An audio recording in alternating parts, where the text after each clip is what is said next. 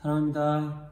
고등학생 여러분, 오늘부터는 의문의 변동을 끝내고 금성출판사 국어 104페이지부터 나타나는 한글 맞춤법에 대해서 수업을 해보려고 합니다. 의문의 변동과 한글 맞춤법의 가장 큰 차이점이라면 한글 맞춤법은 표기와 관련된 거라는 거예요. 여러분들이 시험 문제를 풀 때 가장 착각하거나 오해하면 안 되는 부분이 표기와 발음은 엄연히 다릅니다. 그래서 여러분들 앞으로 이제 한글 맞춤법에 대해서 수업을 할 때에도 이 표기와 발음에서 어떤 법칙이 있는지를 깨달으시면 여러분들은 이 부분 문제를 틀리지 않는 노하우를 배울 수 있게 될 거예요. 여기다가 한번 적어놓을게요. 표기입니다. 표기라는 말은 적는 것과 관련된 겁니다. 그래서 여러분들 나중에 알게 되시겠지만 한글 맞춤법, 표준어 규정 같은 것들은 다 이 적는 것과 관련된 거예요. 이 한글 맞춤법에서 발음이 아닌 표기라는 것, 즉 적는 것이라는 것을 안다는 것은 의외로 꽤 중요한 부분입니다. 한글 맞춤법이란 우리말 한글을 적을 때 지켜야 할 기준을 정하여 놓은 것이다. 한글을 비롯한 음소 문자를 적는 방식은 두 가지가 있는데 소리대로 적는 법과 형태서의 본 모양, 곧 원형을 벗기는 법에 적는 방법이 있다. 여기서 가장 시험 문제에 많이 나올 수 있는 부분이라고 한다면 이 소리대로 적는 방법과 원형을 밝혀 적는 방법이라고 하는 이 부분을 제대로 이해해야 돼요. 여러분들은 무의식적으로 알고 있었겠지만 우리의 한글이라는 것은 대부분 소리와 적는 방법이 동일합니다. 예를 들면 나비 할 때 나비라는 표기와 나비라는 발음은 차이가 없어요. 그런 건 문제가 안 됩니다. 사실은 시험 문제랑은 관련이 없다고 봐야 돼요. 소리와 형태가 같은 방법은 시험 문제에 낼 수 있는 메리트가 좀 적죠. 그런데 그건 알고 있어야 돼요. 소리대로 적는 방법이라는 것은 소리를 적은 거라는 거예요. 그대로. 그리고 형태서의 본 모양, 즉 여러분들 형태소라는 말을 모를 때 선생님이 검색해서 적어보라고 그랬죠. 네이버나 구글을 검색해서 네이버나 구글에서 검색한 형태소에 대한 정보를 스스로 적어보는 연습을 해야 된다고 했어요. 네이버와 구글을 통해서 형태소가 뭔지 적어놓고 형태소의 본래의 모양을 밝혀 적는다는 건 뭐냐면 이것은 나중에 중요한 건데 자립성이 있다고 표현하기도 하는데 원형을 밝혀야 된다는 말은 소리와 모양이 다를 뿐만 아니라 그것을 밝혀 적을 때 뜻이 살아있기 때문에 원형을 밝혀 적는 거예요. 혼란이 없도록. 나중에 예를 들자면 꽃과 꽃이 이건데 꽃이가 꽃이와 꼬치가 있잖아요. 근데 여러분 꼬치는 닭꼬치나 꽂아 먹는 것이라고 생각할 수 있잖아요. 그러나 여기 옆에 있는 꽃이는 꼬치, 즉 발음은 꼬치라고 되지만 우리가 알고 있는 꽃과 관련된 문장이겠죠. 이런 것처럼 발음만 그대로 적게 되면 문제가 생기는 것들이 있어요. 바로 사실은 이런 것들이 시험 문제에 나올 확률이 높은 거죠. 발음과 원래 형태가 다를 때 왜 그러냐, 그리고 어떤 것을 밝혀 적냐, 이 법칙을 깨닫는 것, 이것이 아마 이 한글 맞춤법의 핵심이 아닐까 생각됩니다. 그래서 이 한글 맞춤법을 정한 거예요. 헷갈리는 것들이 많기 때문이기도 하고 혼란을 줄이기 위해서이기도 하죠. 그래서 한글 맞춤법은 총 6장과 부록으로 구성되어 있다. 제1장 총칙에서는 한글 맞춤법의 원칙과 여러분들 이런 거 원래 요즘에 시험 문제 잘 안 나오는데 지식을 묻는 문제가 종종 나올 수 있어요. 1장 총칙에는 한글 맞춤법의 원칙과 띄어쓰기 원칙과 외래어 표기의 원칙을 제시하겠다. 요런 것도 알고 있어야 될 수도 있고요. 2장 자모에서는 자모라는 말은 자음에 관련된 거란 얘기죠. 한글의 자모의 순서와 이름을 제시했다. 제3장에서는 소리에 관한 것, 4장에서는 형태에 관한 것, 5장에서는 띄어쓰기, 6장에는 그 밖의 것을 제시하였다. 이런 걸 그냥 지식을 묻는 단답형 문제로 낼 때가 있다는 걸 기억하시고, 1장엔 대략 뭐가 있고 2장에 대략 뭐가 있는지 그런 것들을 그냥 알아두시면 돼요. 제가 볼 때는 제 개인적인 생각으로는 아주 중요하다고 보긴 좀 힘들고요.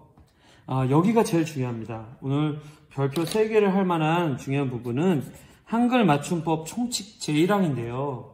이 왜 중요하냐면 이것이 가장 기본이자 소리, 발음을 밝혀 적느냐, 원형을 밝혀 적느냐를 가르는 핵심 원칙이에요.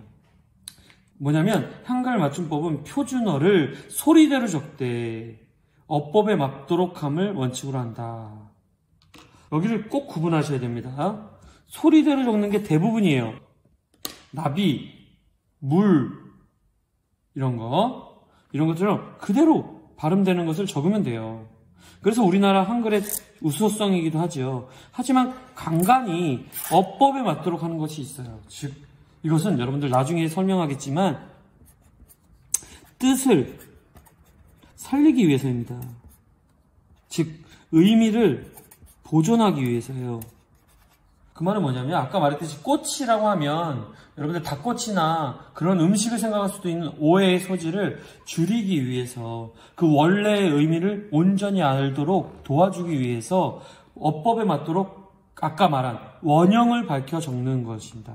여러분들 여기서 한번 정리해 볼게요. 원형 또는 형태소 본 모양을 살리는 쪽이 바로 어법에 맞도록이고요.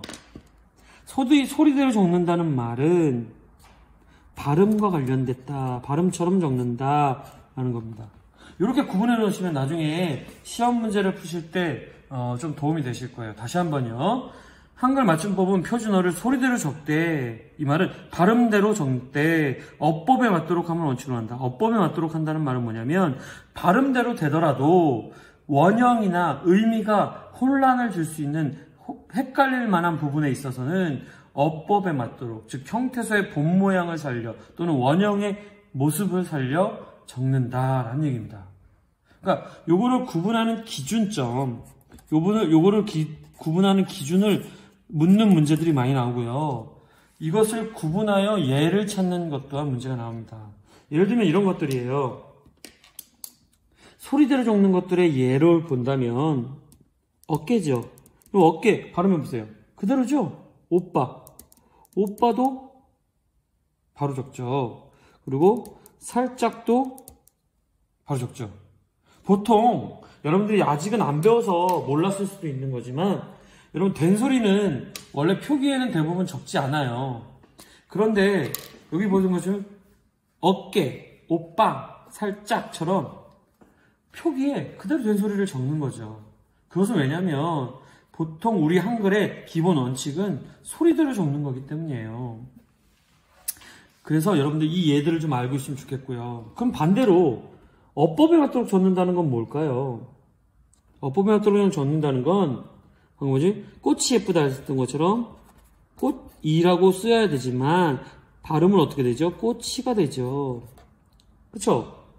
그럼 꽃밭은 뭐예요? 꽃밭. 여러분 저번에 음운변동 배웠으니까 조금 더 이해가 쉽겠죠? 꽃밭은 뭐예요? 꽃이 많은 밭, 이건데 그냥 꽃밭인데 신기하게 발음은 어떻게 돼요? 이거 시험 문제 음운변동 복습한다고 생각해봐도 좋을 것 같아요. 꽃밭 되죠? 꽃밭. 그럼 여러분들 여기서 음운변동 한번 복습해 봅시다. 어차피 공부하는 거니까.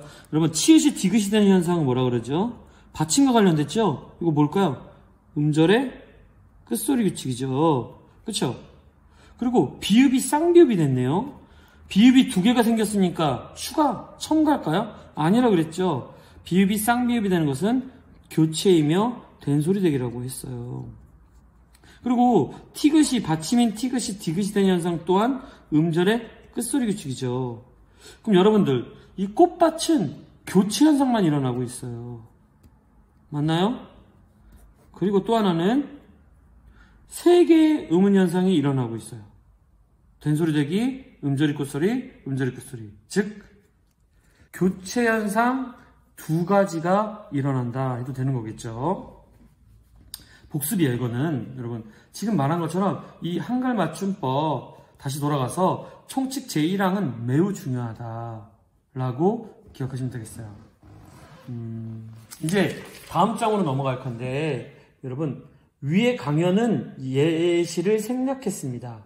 여러분들이 교과서 106페이지를 보면서 하시면 될 것 같아요. 이 말은 근데 볼 필요가 없는 게 뭐냐면 106페이지를 보고 하셔도 되는데, 여기 소리대로 적을 때의 장점과 단점을 이 1번 문제에서 정리하면 되는 거예요. 한마디로 시험지를 낼 수도 있다는 거죠. 장점은 뭘까요? 어법에 대한, 즉 문법에 대한 지식이 없어도 자기 입에서 나오는 대로 적기 때문에 편하다. 첫 번째, 이거 기억하세요. 시험 문제 보기로 나올 수 있으니까 번호로 한번 해볼게요. 문법, 즉 또는 어법에 지식이 필요 없다. 그리고 두 번째, 쓰기 편하다. 이런 장점이 있다는 거예요. 저는 한 문장을 두 개로 나눴어요. 또 단점은 뭘까요? 단어의 본래 형태를 알기 어려워서 의미를 명확히 알고, 이게 중요합니다. 여러분, 이것 때문에 어법에 맞도록 함이 나타나는 거예요. 그래서 여러분들 요거는 꼭 정리해 주셔야 될 것 같아요. 단어의 본래 형태를 알 수가 없다. 그리고 4번은 의미를 명확하게 이해하기 어렵다 라는 단점들이 있어요. 제가 볼 때 이렇게 보기 4개가 만들어지면 여러분 객관식 한 문제가 나오는 거죠. 소리대로 적을 때 일어날 수 있는 상황에 대하여 설명한 것으로 적절하지 않은 것은, 이런 문제가 나오면 지금 여기 적혀있는 4가지를 제외한 다른 것들이 답이 될 수 있다는 거겠죠. 이렇게 선생님의 마인드, 선생님의 머릿속에서 문제를 한번 보는 거예요. 여기는 내가 볼 때 뭐 서술형이나 주관식으로 나올 만한 메리트는 없고요. 객관식의 문항으로 정도 나올 수 있을 것이고, 이것을 활용해서 이제 나중에 얽히고 설켜 뭐 이런 것들이 왜 얽히고 설켜인지 이런 것들을 분명히 알 수 있게 되는 겁니다. 이 노하우는 이따가 알려드리도록 할게요. 이것도 노하우가 숨어 있습니다. 2번 문제를 한번 볼게요. 다음 활동을 바탕으로 위 강연의 주요 내용을 깊이 있게 이해해 봅시다. 원래 형태에 대한 추정에 근거하여 빈칸을 채워가면서 여기 맞춤법 원리를 알아보자. 이제 맞춤법 원리를 알아보자고 하고 있네요. 갈게요. 이거 시험 문제 굉장히 많이 나오고요. 제가 볼 때 이거 서술형으로도 나올 수 있습니다. 얽히고 설켜서, 이게 여러분 중요한 건 얽히고 설켜서라도 또는 얽히고 설켜서라도 적지 않네요. 왜 얽히고 설켜서라고 적는지 서술하는 게 나올 수 있다는 겁니다. 중요한 건 여러분 여기서 왜 이 문제를 냈는지를 눈치채야 돼요. 왜 문제를 냈을 것 같아요, 여러분? 얽히고는 원래 본 모양을 살렸고요. 맞죠? 얽히고는 그런데 설켜서는 어떻게 돼요? 그러네? 발음과 비슷해 보이죠? 그러면 왜 두 단어가 같이 나왔는데 앞에 단어는 본 모양, 즉 형태소의 원래 형태를 살렸고 뒤에는 왠지 발음되는 대로 적은 것 같은 느낌이 드냐 이거죠. 그거를 알아야 된다는 거예요. 그래서 답변이 이렇게 나오죠. 얽히고 설키다에서 얽히다는 얽다에, 잘 보세요. 이거 잘 정리하셔야 됩니다. 얽다에 접사 히가 붙은 말입니다. 이 말은 뭐냐면 여러분 히가 붙은 말이다. 이거는 여러분들이 알게 되겠지만 사동, 피동과 관련된 거예요. 얽히다는 이것은 접사다 라는 겁니다. 이에 견주어 보면 석다라는 말이 있어서 여기 접사 히가 붙은 설키다라는 단어도 있을 법한데 여기 실제로는 이런 단어가 없습니다. 이게 중요하죠. 이에 따라 한글 맞춤법의 기본 원리에 비추어 얽히고는 원형을 밝혀 어법대로 적고 설켜서는 보세요. 소리 나는 대로 적은 것입니다. 굉장히 중요합니다. 얽히고는 원형을 밝혀 적고 설켜서는 소리 나는 대로 적은 겁니다. 여러분 여기서 노하우 하나 알려드릴게요. 원래의 의미가 살아있을 때는 원형을 밝혀야 됩니다. 그런데 의미가 변질되거나 의미가 없을 때는 소리 나는 대로 적어도 된다는 노하우예요. 자, 다시 한번 여러분들 굉장히 중요한 노하우 한번 적어드릴게요. 만약에 시험 문제에 보기가 나왔을 때 의미가 살아있거나 구분이 필요하면 반드시 원형을 밝혀준다. 근데 만약에 이 단어를 봤는데 의미가 변질됐거나 사라졌거나 그러면 그냥 편하게 소리 나는 대로 적으라는 겁니다. 요 노하우를 해볼게요. 얽히다는 얽다라는 원래 의미가 살아있죠. 그래서 이 얽히다는 얽히다라고 살려줘야 되는 거예요. 얽히다라고 읽힐지라도. 근데 설키다는 왜 그러냐? 설다라는 단어가 없을 뿐만 아니라 그 의미가 중요하지 않고 사라졌다는 거예요. 그래서 여러분 의미가 살아있는 것은 원형을 밝히고 소리 나는 대로 적은 건 의미가 변질되거나 사라졌다는 거죠. 이렇게 보면 얽히고 설키다가 좀 더 이해가 쉽겠죠. 왜 앞부분에 얽히는 살려줬고 설키다는 소리 나는 대로 적었는지 온전히 여러분들이 이해하고 서술할 수 있을 거라고 생각합니다. 그래서 여러분 다른 문제들이 이제 많은 예들이 나올 건데 이 많은 예들도 대부분 이 원리대로 문제를 풀면 돼요. 원형의 의미가 살아있는가, 본래의 의미가 온전한가를 보는 거죠. 그럼 온전하면 원형을 밝히고 온전하지 않고 변질됐거나 사라졌으면 소리 나는 대로 적어도 된다는 거예요. 알겠죠? 여러분들 한번 제가 앞으로 예를 보면서 수업을 해보도록 할게요. 실제 발음에 근거하여 빈칸을 채워가면서 맞춤법의 원리를 탐구해보자. 여기서 지금 선생님이 말한 노하우를 적용해 봅시다. 노하우 적용이라고 적을게요. 어떤 노하우죠? 원래 의미가 살아있냐? 원래 의미가 변질되었거나 사라졌냐? 요거 가지고 한번 풀어볼게요. 여러분들 의외로 쉽게 답이 나올 수 있을 겁니다. 원래 의미 볼게요. 몇 월 몇 일 이거 보세요. 여러분들 이거 쓸 때 몇 월 몇 일이라고 쓰나요? 아니면 바보가 아닌 이상 몇 철 며칠은 아니잖아요. 그쵸? 몇 월 며칠이 맞는 표기래요. 여러분 특이하네요. 이거 의외로 모르는 사람 꽤 많더라고요. 그쵸? 정답이요. 여러분 몇 월 며칠이래요.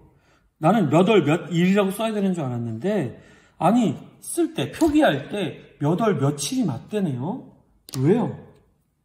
그럼 제 말대로 생각해보세요. 몇 월은 왜 몇 월이라고 원래의 형태를 지켰으며 뒤에 있는 며칠은 붙여 썼을 뿐만 아니라 이어 적기를 한 소리 나는 대로 적었을까요? 그럼 다시 한번 돌려보세요. 앞에 있는 몇 월은 정확히 몇 월인지 찝어줘야 하지만 며칠은요.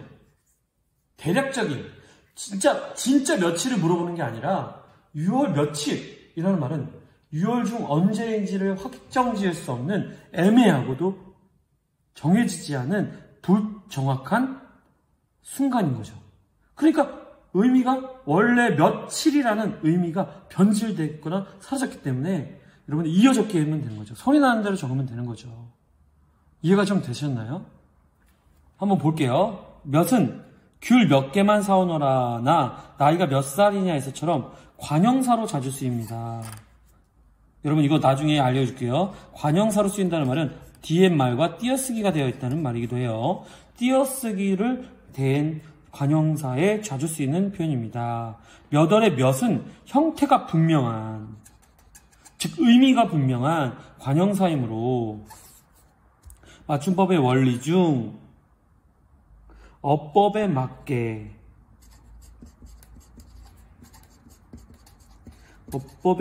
적는 원칙을 따릅니다. 이 몇 월은 진짜 몇 월인지 말해야 돼요. 귤 몇 개만 사오너라 라는 말처럼 분명한 뜻을 가지고 있다는 겁니다. 문제는 며칠입니다. 달걀 몇 알을 샀다 해서 몇 알이 몇 달로 발음되듯이 몇이 관형사로 쓰일 때 뒤에 오는 명사가 오면 받침 치읓은 음절의 끝소리 규칙에 따라 디귿으로 소리납니다. 만약 며칠이 몇과 일이 결합한 형태라면 일이 명사이므로 당연히 몇일로 소리나야 합니다.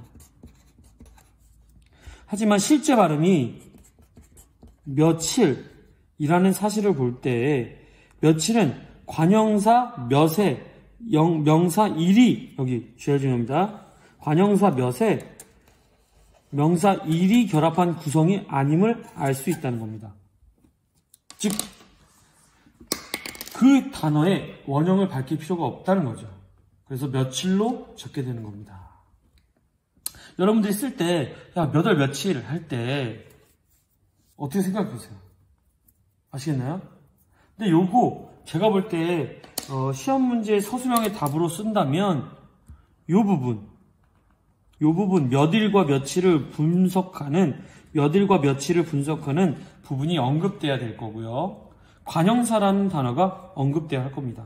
그래서 첫 번째, 두 번째 채점 기준이 될 거라고 생각됩니다. 그럼 여러분 1번 문제 한번 풀어볼게요. 다음 문장에서 의미를 고려하여 적절한 단어를 고르고 그 이유를 한글 맞춤법의 기본 원리를 바탕으로 설명해 봅시다. 다시 한번 설명할게요. 의미가 살아있는지 죽었는지를 생각하면 좀 쉬워요. 나는 놀라서 한 걸음 물러섰다 할 때, 여러분 이 한 걸음 물러섰다 할 때 의미가 살아있나요? 죽었나요?를 한번 생각해 봅시다. 어때요? 한 걸음 물러섰다. 이 걸음의 의미가 어떨까요? 살아있죠? 그쵸? 그럼 답 뭘까요? 걸음이죠. 그러면 여러분, 장마로 강물이 넘어 온 동네가 물바다가 됐다. 넘어의 원래 의미지. 넘어가다의 이 넘다의 의미가 살아있어요? 죽었어요? 살아있죠? 문제의 정답을 모두 맞췄다. 하지만 여러분 맞다. 문제의 정답을 모두 맞다라는 원래 의미가 살아있는지 죽었는지를 한번 생각해 보세요. 살아있죠? 맞췄다죠. 그렇죠? 병뚜껑이 너무 꼭 닫혀서 병뚜껑이 뭐 닫히다가 닫다의 원래 의미가 살아있나 죽었나라고 한번 생각해 보세요. 살아있죠? 근데 여러분, 지금 중요한 답의 공통점이 있어요. 여러분, 지금 이 동그라미 친 답의 공통점이 눈에 보이셔야 됩니다. 만약에 저 같으면 이런 문제를 낼 수 있을 것 같아요. 보기의 답이 다음과 같다고 할 때 다음에 얘들을 통해서 깨달을 수 있는 것을 설명해 보시오 하면 뭘까요? 총칙 중에 뭘 지킨 걸까요? 소리나는 대로 적되 어법에 맞도록 함을 원칙으로 한다 해서 뭘 지킨 걸까요? 여기서는 어법에 맞도록을 지킨 거죠. 무슨 말인지 이해가 되세요? 어법에 맞도록, 즉 의미가 살아있기 때문에 형태소의 본 모양, 원형을 밝혀 적어주는 거죠. 이 방법을 쓴 거라는 거죠. 그래서 걸음, 넘어, 맞췄다, 닫혀서 이 모든 정답의 공통점은 어법에 맞도록 적은 부분이다 라고 볼 수 있다는 거죠. 근데 이걸 어떻게 답을 알았냐? 선생님이 지금 알려준 노하우 가지고 풀 수 있다는 겁니다. 또 한 가지는 걸음이 걷다의 어간 겉에 음이 붙은 형태로 이때 걸음을 쓰는 것이 맞습니다. 왜죠? 의미가 살아있으니까요. 근데 걸음은요, 여러분 땅에 걸음을 주다 할 때처럼 걸음이잖아요. 근데 이 걸음의 의미는 어떻게 됐어요? 걸음의 의미, 간 것을 뜻하는 것이 아니라 비료를 뜻하므로 본뜻에서 멀어진 것입니다. 그러니까 여러분 아까 말했죠. 본뜻에서 멀어진 것이니까 소리 나는 대로 적은 거죠. 여러분들 시험 문제 자주 보게 될 예를 하나 들자면 놀음하고 노름하고 왜 달라졌을까요? 신선 노름하다 할 때 노름일까요? 놀음일까요? 신선처럼 놀다죠. 그럼 신선처럼 놀다의 의미가, 이 놀다의 의미가 살아있어요? 죽었어요? 살아있죠? 본래의 의미가 그대로죠. 그러니까 원래 형태를 지켜주는 놀음이지만 그 사람은 노름에 빠졌다 할 때 도박이라는 의미로 변질되거나 본뜻에서 멀어졌죠. 그럴 때는 소리 나는 대로 적어주는 거죠. 이렇게 문제를 풀 수 있다는 겁니다, 여러분. 여기서 걷다의, 것있다의 걸음의 의미가 살아있는지를 보는 거고, 넘어의, 넘다의 의미가 살아있는지 죽는지를 보는 것도 중요한 방법이다. 넘어는 넘다의 어가 넘에 어미 어가 붙은 형태로 볼 수 있기 때문에 그 의미가 살아있어서 그 너머를 사용하는 것이 맞죠. 너머는 뭐냐면 높이나 경계로 가로막은 사물의 저쪽을 의미하는 거죠. 의미가 변질됐잖아요. 넘어가면 넘어가 되지만 이 넘어는 건너편, 반대편을 의미하는 것으로 변질됐잖아요. 그러니까 이 넘어는 소리 나는 대로 적어준 경우가 되는 거죠. 그쵸? 요거 세 번째, 네 번째에는 이거는 기본 상식도 좀 필요해요. 여러분, 맞혔다는 문제와 관련된 거지만 맞췄다는 뭐죠? 일을 끝내다 이런 의미로 바뀌었죠. 그쵸? 기본형도 달라요. 여러분들 이거는 좀 정리가 필요할 수도 있을 것 같아요. 마치다라는 기본형이라는 겁니다. 그쵸? 그리고 맞췄다는 맞추다가 기본형이에요. 기본형이 다르다라고 적어 놓으셔야 돼요. 여러분 이거 시험 문제에 아주 중요한 기념이 뭐냐면 사실은 이게 다 똑같아 보이지만 뭐가 달라요? 기본형이 다르다는 겁니다. 기본형, 즉 원래 의미의 근원인 뿌리가 다르다는 거예요. 맞췄다는 맞다의 기본형에서 온 거고요. 마치다는 마치다의 기본형에서 온 거고요. 맞췄다는 맞다의 기본형이 아닌 맞추다라는 기본형에서 온 거라는 거예요. 이런 걸 알아야 또 어려운 시험 문제를 풀 수 있습니다. 여러분 기본형을 적어두셔야 돼요. 아시겠습니까? 선생님하고 수업할 때 여러분들 기본형을 꼭 적어 놓으셔야 돼요. 아시겠죠? 그러면 네 번째도 똑같죠. 다쳐서, 다쳐서 이거 꼭 정리해 놓으셔야 됩니다. 다치다는 닫다의 피동전미사 희가 결합된 합성어로 어간의 원형을 밝혀 적는 것이 맞습니다. 다음 문맥상 다쳐서가 적절한데 반면 다치다는 부딪혀서 상하는 부상을 입은 의미를 가진 것으로 또 다치다는 닫다의 강세어인 겁니다. 그래서 이게 강세를 의미하는 것이기 때문에 소리 나는 대로 적는 거죠. 의미가 변한 거예요. 여러분, 그래서 다쳐서는 부상을 입었다. 기본형이 다치다입니다.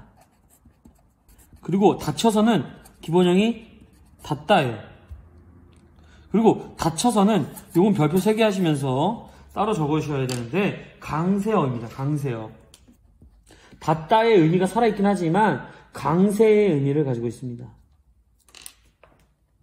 이거는 여러분들 따로 정리해서 알고 계셔야 돼요. 강세어예요. 아시겠죠? 그래서 가장 정확한 표현은 다쳐서라고 해야 됩니다. 아시겠죠? 2번으로 넘어갈게요. 한글 맞춤법 규정의 각 항목에 대한 이해를 바탕으로 다음 단어들 중 올바른 표기를 고르고 그 근거가 되는 조항을 찾아보자. 요거 여러분들 이거 수능에 많이 나오는 문제예요. 이게 보기 박스가 될 거고요. 여러분 이게 모의고사 문제나 시험 요번에 중간고사에 보기 박스가 그대로 될 수 있어요. 그러면 여러분들 이건 암기할 필요가 없어요. 사실은 암기하는 게 아니라 이 보기를 이해하고 적용하는 문제라고 했었죠. 그쵸? 그럼 한번 보세요. 그럼 지금부터 해야 될 일이 뭐냐면 5항에 6항에 11항에 핵심 변화점을 찾아서 동그라미 치거나 형광펜 칠하고 그것이 적용되는지를 보면 돼요. 그럼 어디가 중요한 부분인지 알아야겠죠. 한 단어 안에서 첫 번째가 한 단어여야 되고요. 뚜렷한 까닭 없이 나는 된소리는 다음 음절의 첫 소리를 된소리 젓는다. 여기 보세요. 핵심 뭐예요? 1. 두 모음 사이에서 두 모음. 이게 핵심입니다. 두 모음인지 아닌지만 보면 돼요. 그리고 2번. 니은, 리을, 미음, 이응, 받침 뒤에서 이거 니은, 리은, 미음, 이응, 받침이 있는지를 보면 된다는 얘기예요. 다만 여기 여러분들 다만은 예외라는 거예요. 예외라는 거니까 꼭 또 따로 정리해야겠죠. 기읍, 비읍 뒤에서 나는 된소리는 같은 음절이나 비슷한 음절, 여기 형광펜 이거죠. 같은 음절이나 비슷한 음절이 반복되는 경우가 아니면 깍두기로 적는다. 된소리로 적지 않는다. 한마디로 같은 음절이나 비슷한 음절이 반복, 겹침 이런 현상이 없으면 된소리 X라는 거예요. 요거 적으면 되겠죠? 그쵸? 이것만 알면 되고 6항은 디귿디귿 받침 뒤에 그럼 요거 디귿디귿 받침이 와야 된다는 거죠. 종속적 관계를 가진 이나 희가 올 적에는 그 디귿디귿이 지읒치읒으로 소리 나더라도 디귿디귿이라고 적는다. 결과는 디귿디귿으로 적어야 된다는 거예요. 여기서 중심은 종속적 관계의 이희, 갓이, 해돋이. 종속적 관계라는 게 뭘까요? 혼자 쓸 수 없다는 거예요. 아시겠어요? 다시 한번. 종속됐다는 말은 의존적이다 또는 홀로 쓸 수 없다. 홀로 X라고 적으면 되죠. 혼자 쓸 수 없다라고 적으면 되겠죠. 11항 한자음. 이거 중요합니다. 한자음 야, 려, 레, 료, 류리가 단어의 첫머리 한자음인 게 중요하고요. 근데 이게 중요한 게 어려운 문제가 뭐냐면 한자가 한자인지 모르는 거예요. 한자인데 그런 문제들이 있어요. 오늘 저희는 두음 법칙에 따라 야, 여, 예, 요, 유이로 적는다. 두음 법칙이 일어난다는 거예요. 원래 양심인데 양심이 된다는 거죠. 붙임. 이것도 예외라고 볼 수 있겠어요. 단어의 첫머리 이외. 여기입니다. 이외. 첫머리 이외. 본음대로 적는다. 수역이 아니라 수력이라는 거예요. 첫음이 아니잖아요. 그렇죠? 첫 머리가 아니기 때문에 수력이 된다는 거죠. 다만 모음이나 니은 받침 뒤에 이어지는 여기 제가 볼 때 여러분들이 여기까지 읽지 못해서 시험제가 틀리는 건데요. 또 예외 중 예외가 나타나는데 모음이나 니은 받침 뒤에 이어지는 열률은 열률로 적는다는 거예요. 그러니까 첫머리가 아닐지라도 여기 플러스 해볼게요. 첫머리가 아닌데 그럼에도 불구하고 열률이 있다는 거예요. 그럼 왜냐? 여기에 조건이 하나 있는데 모음이나 니은 받침 뒤라는 법칙. 그러니까 모음이냐 니은 받침 뒤냐를 보아야 된다는 거죠. 아시겠죠? 한번 볼게요. 여러분 싹둑이에요? 싹둑이에요? 여러분 쉽죠? 볼까요? 변화점이 어딘지 동그라미 치면 그 주변을 보면 되죠. 제가 얘기했어요. 변화점을 찾는 연습을 해야 된다고. 싹둑이 됐으면 이 디상디귿이냐 디귿이냐의 문제인데 그럼 이 주변을 보세요. 싹둑일까요? 싹둑일까요? 싹둑이죠. 왜일까요? 왜? 제 5항에 담한 부분이죠. 그쵸? 같은 음절이 반복되지 않고 첫 음절 아니잖아요. 그러니까 싹둑이 되는 거죠. 그러니까 예를 들면 싹딱 이거나 같은 게 계속 반복되거나 이럴 때는 싹딱 이렇게 될 수도 있겠지만 아니라는 거예요. 그렇죠? 그래서 정답은 싹둑이 돼야 되죠. 된소리가 나지 않는다. 그럼 이거 답을 어떻게 적어야 되냐? 이거 연습해야 돼요. 제5항 2의 다만 이렇게 적어야 돼요. 출석 율이니까 율이면 이미 10이랑과 관련된 거예요. 그쵸? 근데 출석 율인지는 첫머리인가요? 변화점이 여기가 이응이 됐고 여기가 리을이 됐어요. 첫머리가 이미 아니에요. 그쵸? 근데 한자는 맞죠? 그런데 이제 중요한 건 앞에가 모음이냐 니은이냐인데 이 변화점 앞에가 기역이에요. 그럼 어떻게 해야 돼요? 여러분, 기역은 니은이 아니잖아요. 모음도 아니잖아요.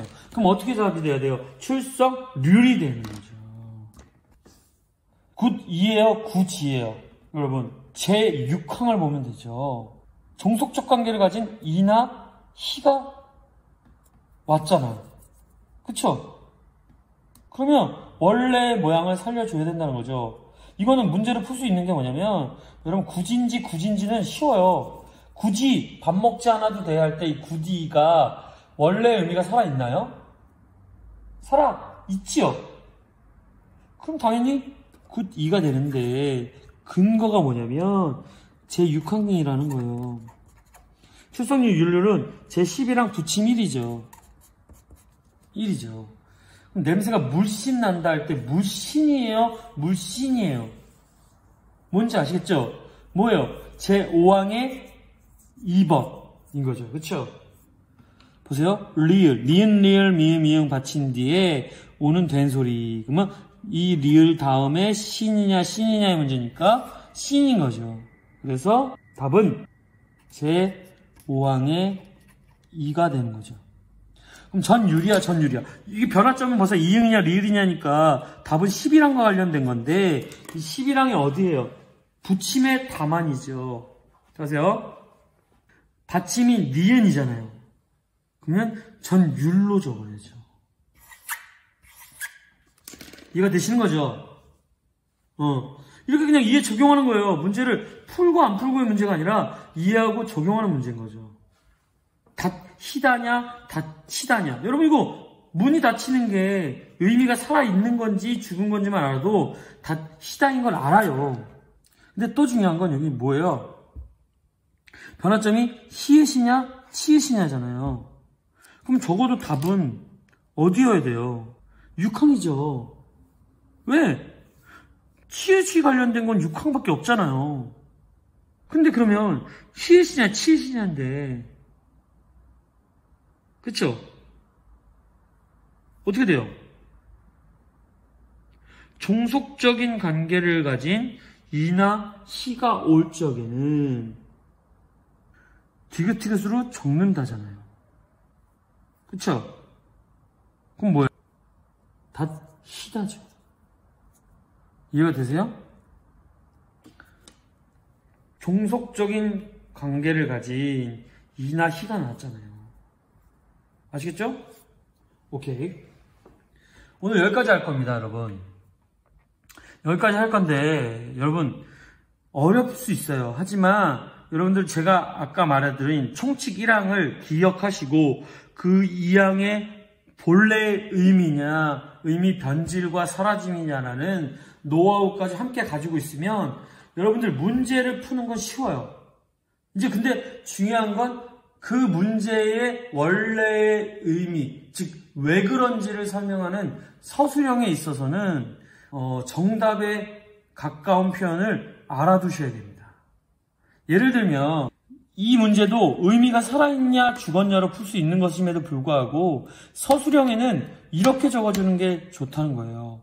관형사라는 표현과 몇일과 며칠이라는 발음을 가지고 증명해내야 되는 것이죠. 그렇죠?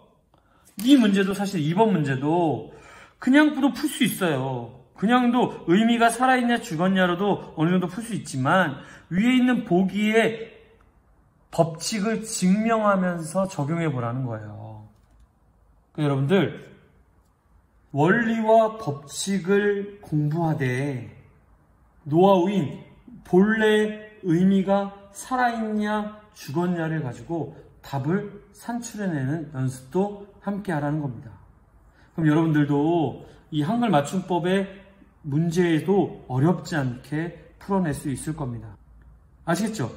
네, 오늘 여기까지 할 건데요. 여러분들 이제 점차 온라인 계약이 끝나가고 이제 오프라인 계약을 맞이하게 될 거예요.